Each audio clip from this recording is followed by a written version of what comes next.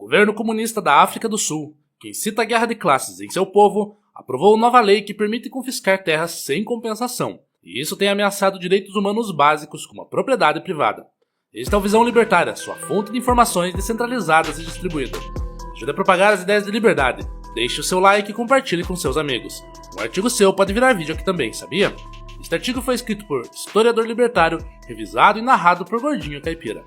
Donald Trump anunciou recentemente que pretende cortar todo o financiamento para a África do Sul, porque o governo do país africano está adotando uma política agressiva de confisco de terras de fazendeiros que são proprietários legítimos. Segundo Trump e Elon Musk, o que tem acontecido na África do Sul é uma política injusta que está discriminando pessoas brancas que são proprietárias.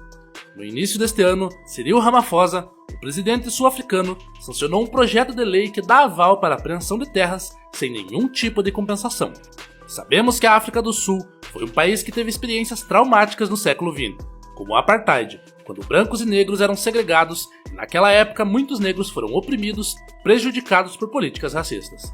Assim, o que se teve no país foi que a propriedade de terras agrícolas são, em sua maioria, propriedade de brancos, o que gerou sentimentos de vingança por parte de certos grupos no país. Na rede social X, o presidente da África do Sul fez uma publicação em resposta a Donald Trump. Ele escreveu, abre aspas, a África do Sul é uma democracia constitucional profundamente enraizada no Estado de Direito, Justiça e Igualdade. O governo sul-africano não confiscou nenhuma terra. Fecha aspas. Ele ainda disse que o único financiamento que o país africano recebeu dos Estados Unidos foi por meio de uma iniciativa de saúde, a PEPFAR, que representou 17% do programa de HIV/AIDS da África do Sul. Segundo dados do governo americano, foram destinados cerca de 440 milhões de dólares em assistência à África do Sul no ano de 2023, o que representa um grande valor, já que o dólar é uma moeda muito forte. O mais novo conselheiro de Trump, de origem sul-africana, Elon Musk, chegou a dizer que a nova lei adotada em seu país natal está discriminando pessoas brancas. Na rede social X, Musk fez um questionamento ao presidente sul-africano. Por que vocês têm leis de propriedade abertamente racistas? Trump exige uma investigação completa sobre o assunto. O novo presidente americano chegou a dizer numa entrevista coletiva com jornais que a liderança da África do Sul tem feito coisas terríveis. Cabe lembrar que a África do Sul é comandada por esquerdistas que defendem o que eles chamam de justiça social e ações afirmativas. Dá pra ver que eles têm um sentimento de vingança com os brancos, devido ao passado obscuro de segregação e apartheid. Conforme o que diz a legislação do país africano, a nova lei permite a expropriação apenas em circunstâncias em que seja justo, equitativo e de interesse público fazê-lo. Acontece que isso implica que o Estado, supostamente representando grupos sociais, tem o poder de ditar o destino de uma propriedade e se o seu dono pode continuar com ela. Assim, o país sul-africano pode ser considerado uma espécie de comunismo, não muito diferente de Cuba ou da Venezuela, e mais parecido com o Brasil do que com qualquer país minimamente sério. Semelhantemente ao que a Constituição brasileira impõe à propriedade, sobre sua função social, a lei na África do Sul diz que quando a propriedade não está sendo usada e não há intenção de desenvolvê-la ou de lucrar com ela, ou quando ela representa um risco para as pessoas, a expropriação deve ser feita. A verdade é que a questão de direito à propriedade de terras é algo bastante controverso na África do Sul há mais de 100 anos. No início do século XX, mais especificamente em 1913, as autoridades coloniais britânicas aprovaram uma legislação que restringia os direitos de propriedade da maioria negra do país, algo bastante injusto. A chamada Lei de Terras Nativas teve como consequência que a maior parte das terras ficou sob o controle da minoria branca, assim estabelecendo a base para a remoção forçada de negros para terras e municípios pobres nas décadas seguintes, até o fim do apartheid. Claro que esse histórico de violência, injustiça e crueldade criou uma geração de pessoas com remorso, o que tem gerado tensões e instabilidades no país. De acordo com um relatório de 2017 do governo sul-africano, de todas as terras agrícolas que pertenciam a indivíduos privados, cerca de 72% eram propriedade de brancos. Segundo um censo feito em 2022, a população branca constitui apenas 7,3% dos sul-africanos. Devido a essa diferença, os defensores da reforma agrária e de uma distribuição igualitária pelo governo têm pressionado as lideranças sul-africanas para que elas façam essa redistribuição forçada de terras. Isso não é muito diferente de quando o MST e seus aliados pressionam o governo brasileiro para desapropriar famílias que são donas legítimas de fazendas. E quem decide se essas propriedades são produtivas e estão cumprindo sua função social é o próprio governo, e isso só promove mais injustiça. Os críticos da nova lei de terras argumentam que essa nova lei terá consequências negativas para a economia do país, como no caso do vizinho africano Zimbábue, onde as expropriações destruíram a economia e afastaram os investidores. Em resposta ao comentário de Trump, Gwede Mantashe, o ministro dos Recursos Minerais da África do Sul, disse em uma conferência de mineração que o país deveria reter seus minerais se os Estados Unidos não nos dessem o dinheiro. O país africano exportava vários minerais para os americanos, incluindo platina, ferro e manganês. Sabe-se que o AfriForum, um grupo que tem como missão a proteção dos direitos e interesses da população branca da África do Sul, quer que o governo mude a nova lei para que os direitos de propriedade sejam respeitados. No entanto, os membros desse grupo se manifestaram contra a ameaça de Trump de acabar com o financiamento para o país sul-africano, pois qualquer medida com fins punitivos deveria ser direcionada aos líderes sêniores do CNA, e não aos sul-africanos. Liderado pelo presidente Ramaphosa, o CNA governa a África do Sul como parte de um governo de coalizão com 9 partidos menores. Os problemas de violação de propriedade e crimes contra fazendeiros não são recentes no país africano. Durante o primeiro mandato de Trump, o político americano fez severas críticas às lideranças da África do Sul. Ele chegou a pedir ao então secretário de Estado dos Estados Unidos, Mike Pompeo, para que estudasse os casos das apreensões e expropriações de fazendas e a matança em larga escala de fazendeiros no país.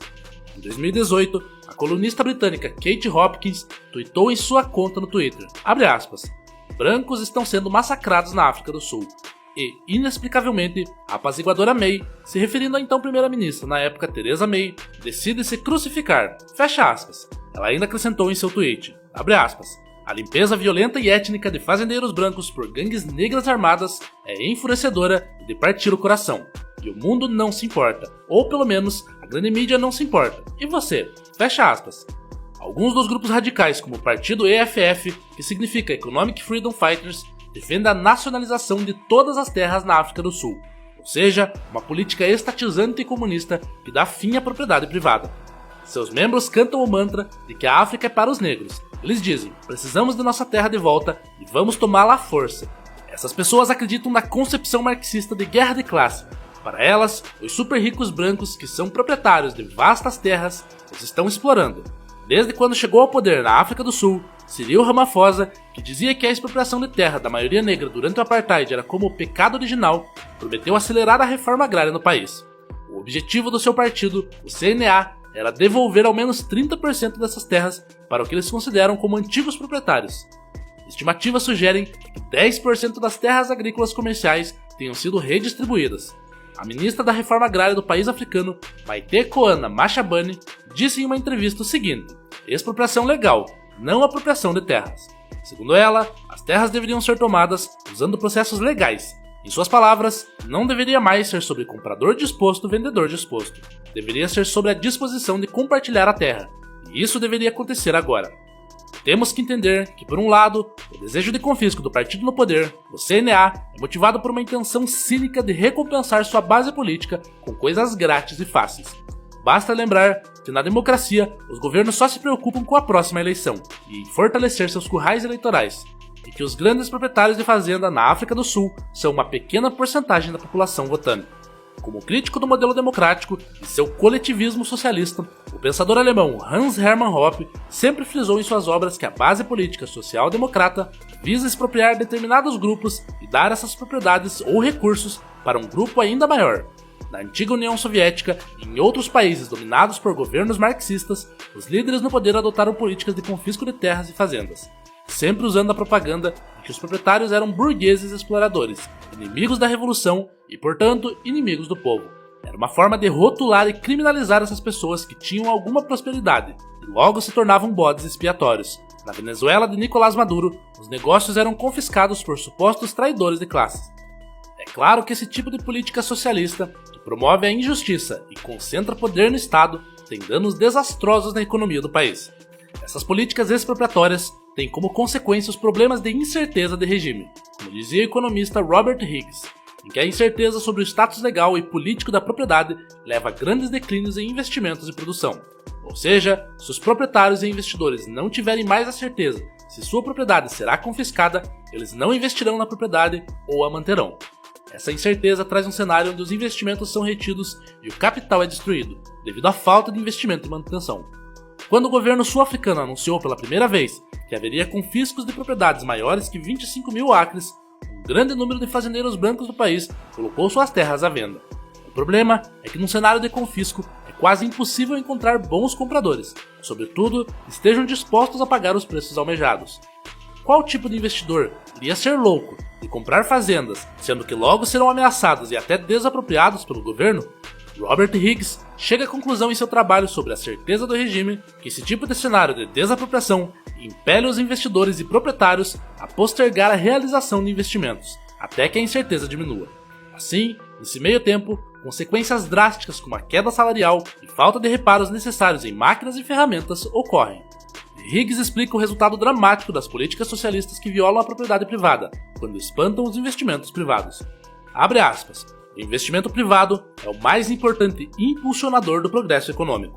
Os empreendedores precisam de novas estruturas, equipamentos e softwares para produzir novos produtos, para produzir produtos existentes a um custo menor e para fazer o uso de novas tecnologias que exigem incorporação em máquinas, layouts de plantas e outros aspectos do estoque de capital existente. Quando a taxa de investimento privado diminui, a taxa de crescimento da renda real per capita diminui. E se o investimento privado cai rápida e substancialmente, ocorre uma recessão ou depressão. Fecha aspas. A saída de residentes experientes e financeiramente sólidos da África do Sul pode enfraquecer o país, pois eles levarão consigo seu conhecimento. O governo pode tentar impedir a transferência de riqueza, especialmente para aqueles cujos bens estão ligados à terra. Mas investidores estrangeiros não enfrentarão essa barreira e podem retirar seus recursos sem dificuldade, sem garantia de retorno. Embora as expropriações de terra tragam ganhos políticos ao partido governante, os efeitos econômicos serão negativos, como já ocorreu na Venezuela. O governo pode minimizar a preocupação, visto que a agricultura representa menos de 3% do PIB, mas a destruição do investimento no setor ainda pode impactar a economia. Além disso, se houver dificuldades econômicas, o governo pode atribuir a culpa a terceiros, como investidores estrangeiros ou críticos internos. No entanto, a consequência inevitável será o abandono de terras menos produtivas, desemprego no campo e um declínio geral nos investimentos. Independentemente da motivação, a medida trará impactos econômicos prejudiciais. Da mesma forma que aconteceu no Zimbábue, essas políticas imorais e confiscatórias, muito defendidas por socialistas, não têm boas consequências econômicas, além de resultarem em violências arbitrárias e sem limites. Todas as pessoas que lutam por um mundo mais justo, onde os direitos individuais sejam respeitados, devem repudiar veementemente as políticas expropriatórias do governo sul-africano. Obrigado pela audiência, este é um canal colaborativo, participe você também. Cadastre-se agora mesmo no nosso site visãolibertaria.com e envie os seus artigos por lá. Os colaboradores recebem recompensas em Bitcoin. Inscreva-se no canal e clique no botão da campainha para ser avisado de novos vídeos. Até a próxima!